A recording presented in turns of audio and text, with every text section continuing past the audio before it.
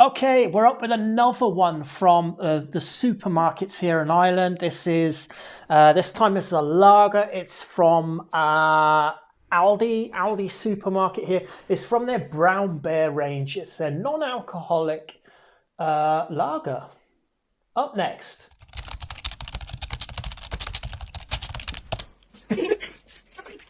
Hey, welcome back to Views on Brews. I am Brendan, and this is yet another dry-January alcohol-free beer offering from a supermarket.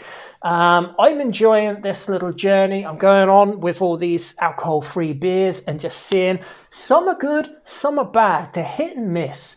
Like, I feel like a lot of the craft beer ones are hits, and I feel like some of the old style and some of the macro, the big boys, are misses. In between, there's one or two that are just acceptable, one or two that are fine, and just a couple that stand out a little bit more. Perhaps like the Weinstefner would be one that's right up there, Erding alcohol-free, not too bad as well. But for the craft beer section, and for the private brands, which are contract brewed by the likes of Aldi and Lidl, we have these type things here. So Brown Bear is a range that they've just branded for themselves. Basically, have a look at the bottle there. It's a 500ml bottle, of course. 0.5%. It is a lager, so it's going to be different. There's going to be more crisp, bright, fresh. It's going to be slightly drier than some of the ales, alcohol-free ales that you're getting. What else does it say about this beer? Let's just have a look before I quickly open this up. Believe it or not, polar bears came from Ireland. That's what it says on the back of it. Seriously, it's true. During the last ice age, the native Irish brown bear, where are they going with this? Decided to vacation to the Arctic. We guess they must have missed the last iceberg home. Okay, that's cool. I mean, it's a bit of fun, I suppose. A gold-coloured, medium-bodied. Let's see if they live up on that promise. Because if you say your beer is something on the back or on the labelling and it isn't, that's one thing that I have a real bugbear about with breweries. If they say their beer is something, you try it and it's not. If they don't say it, it's almost better. But let's see. A medium-bodied lager-style beer with a fresh aroma of lime, kiwi fruit, and a hint of gooseberry on the finish. Lime, kiwi fruit. Now, what sort of hops give you that? Gooseberry, I don't know, is it sort of Nelson Sauvin hops or something? It doesn't tell you. It is from Pearse Lyons Brewery. We just did one a minute ago from Pearse Lyons Brewery. Hold on just a second while I go off camera. This one here is the beer that I've just had before, and they are also from the Pearse Lyons Brewery. And that happens to be one of the best ones I've tried so far this January. So now my expectations of this beer have just gone right up. They've set the bar very high. Interesting that it's going to taste of lime, kiwi fruit and gooseberry. Very interested to see if that works out. Just before I crack this one open, I'm just going to say it is 60 calories per bottle, which is very low again. Carbohydrates 5.5 gram, of which sugars are 1.5 grams, extremely low on carbohydrates. There's the tiniest, like I notice on the taste of these non-alcoholic beers, I can, if you really try hard, you can notice the sodium levels, the salt levels in these beers. Because you're missing the alcohol, which is the warmth, the taste that you get on your taste buds are the sweet, salty, sour, bitter, and a bit of umami, the savoury, meaty flavours that you can get. but I've noticed I can taste a little bit of the sodium from the water profile of these beers a little bit more so than I can from the alcoholic versions. It does say it has 0.05 grams. So I wonder, do I notice that? That's enough of me chit-chatting. Let's get it open. The beer is rising in the bottle, which is interesting. So there's it's not rising, but there's a decent amount of, have a look at the label of the bottle cap there. Brown Bear, that's interesting. Yeah, nice bit of carbonation going on. So I'm expecting this one possibly, given the fact it doesn't have alcohol in it, to be a little bit gassy, but we shall see. We shall see. Have a look once again at the bottle there, just quickly. Am I holding that up to the camera right? I hope I am. Okay, let's have a look. Crystal clear to look through it, perhaps with just the slightest percentage of haze going through it. It's just crystal clear, but it's kind of not. There's just a tinge of haze. Decent amount of bubbles rising up. Let's see what the head is like. The head is quite kind of unstable. Middle of the road stable. It is a proper soapy lager head. You know those soapy lager heads? They almost have like a shine to them. There's an interesting bitterness coming off of this. Very pleasing on the nose, I will say, but the beer looks inviting. The beer looks actually fantastic. Very nice complexion. Nice small head of foam. That's to be expected. It's a lager style.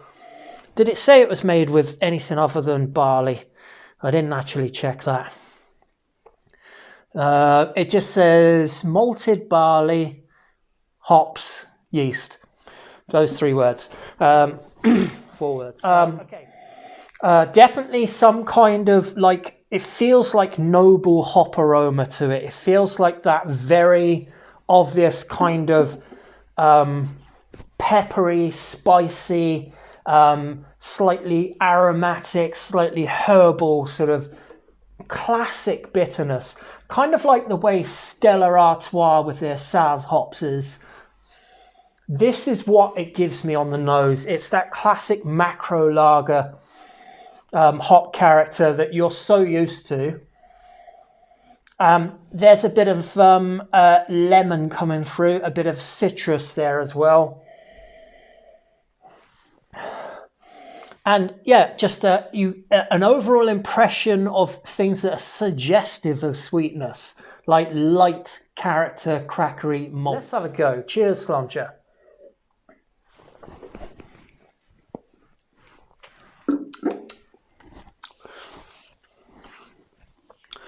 Okay, I'm going to have another sip and then think about this a little bit more. Now, I will say I did check this beer out on Untapped before I came on, and the reviews of this beer have not been too good, but I'm going to give it my opinion, not what I've read of other opinions.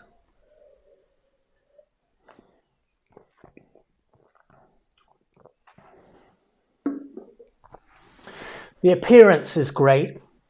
The aromas on the nose are absolutely fantastic. Remembering this is a characteristic stereotype, if you like. It's a lager. If you're going for an alcohol-free lager, you're expecting it to taste like a lager. You're expecting that bitter, those kinds of peppery, warming, sort of spicy lemon, citrus on the nose, low citrus, low tones of aroma on the nose. And it gives you that. Very nice on the nose. Taste buds. Let's give these taste buds a go.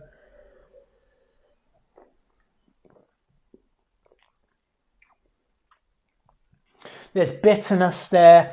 There's sweetness. The sweetness is held back, which I like. I really like that. And there's bitterness there. There is that slight twinge of saltiness going on in it. I definitely feel that satiating effect that sodium has on the palate.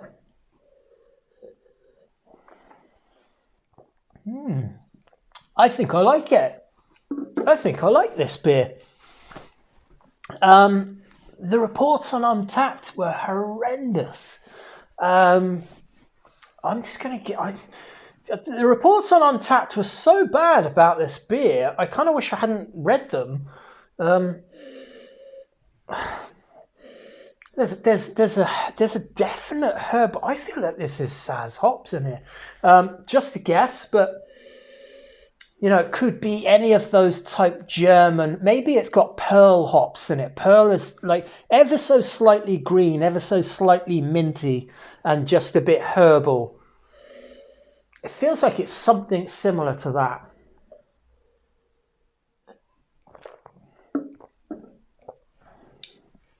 Let's have another pour. I'm pouring a bit because I'm enjoying it. I'm just going to say it straight out. I don't care what the reviews say. I care what I feel about this beer when I drink it. And I actually think, yeah, it is slightly thin. Don't forget, you know, you've got a lager characteristic to it, which is always going to be medium light body, because that's just what lagers are. They have the ales have unfermentable malts, helps fill out the body. You know, in ales you can add things like wheat. I mean, you can with lager yeast as well, but not traditionally for a traditional style lager. There's things that fill out an ale body and help it along that you can't have in a lager, in just a straight up lager. And I think given the fact that it doesn't have those to help it, I think it's doing a fine job as it is. Nice, the foam is there, the carbonation is high. The thing about the carbonation is it does have a little bit of effervescence on the tongue, but kind of like it just explodes that bittering element of the hop and just really makes a nice warming peppery note on the palate. I like it.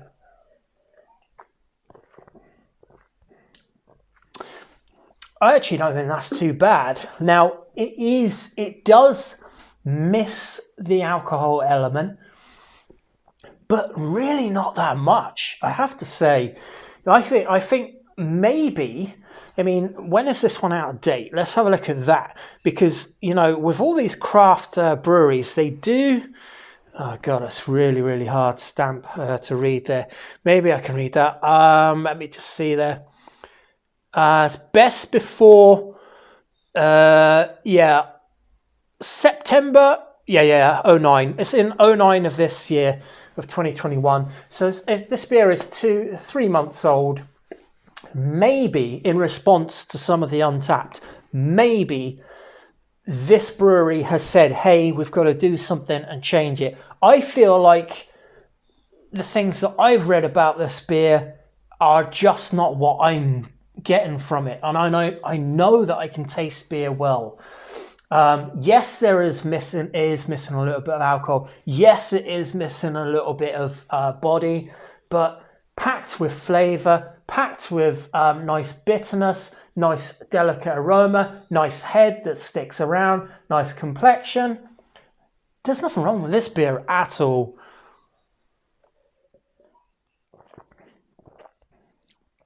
And I like the hop flavours in it. It's a nice lemony, herbal, aromatic, not herbal, just aromatic hops that have that kind of, a bit floral hops is the way I would say. Really nice. That's my view on this brew. Hey, give it a try, see what you think. This one cost me €1.29 as well for a 500ml bottle. That is punching above its weight. It's supermarket beer, it's supermarket value. My view on this brew is big thumbs up. Cheers, sláinte, and it's on to the next one. Bye.